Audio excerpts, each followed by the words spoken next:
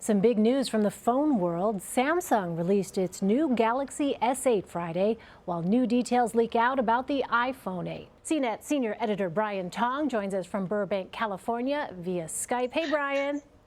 And do you love my lovely office Where are here you in hanging Burbank? out? It is so amazing. That's your It's so amazing. office? No. Oh, okay. All right. All right. We'll talk about that off camera. So let me start off by asking you, after the S7 debacle, how is Samsung going to win people over with the new S8? What's changed?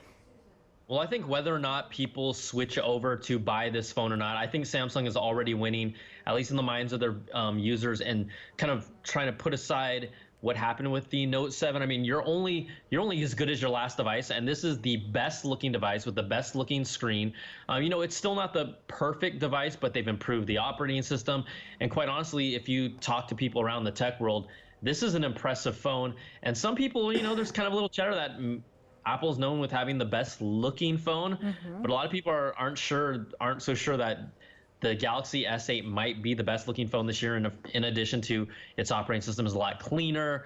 It's a sleek device. We've never really seen a device with this much screen before. So I guess you kind of answered my next question here. I mean, buying the latest smartphone is never cheap, but the S8 is retailing for $750 with a contract. That is a lot of money.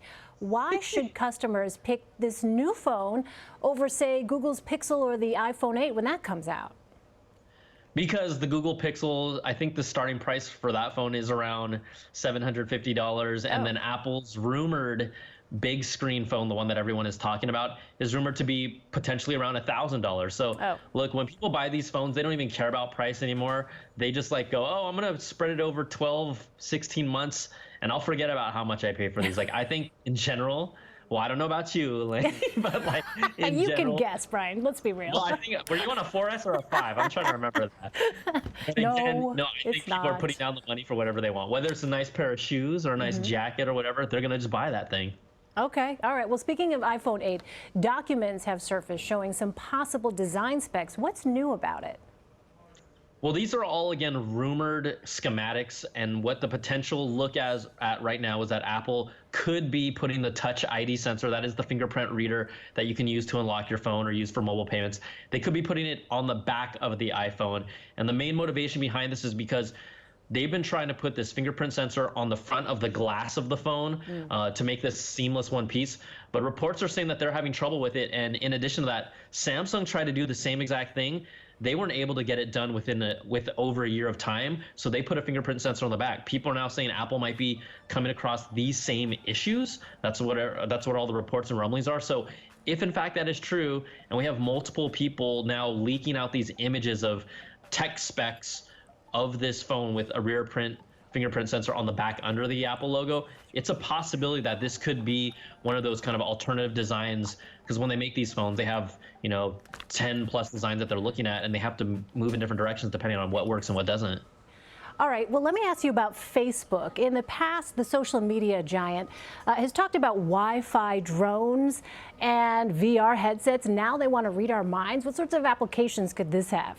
This is Facebook doing these what they call moonshot projects. These are things that are maybe 10 years down the road. We know Google is known for doing things like this as well.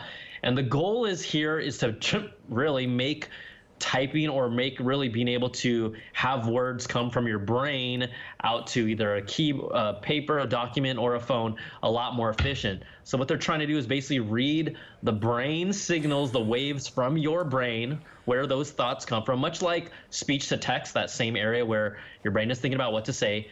You then say it and a computer interprets it. They're trying to take one step even deeper by basically tapping into the brain, not with a chip on the actual brain, but something like a wearable that can read the waves. This is what they're actually attempting to do.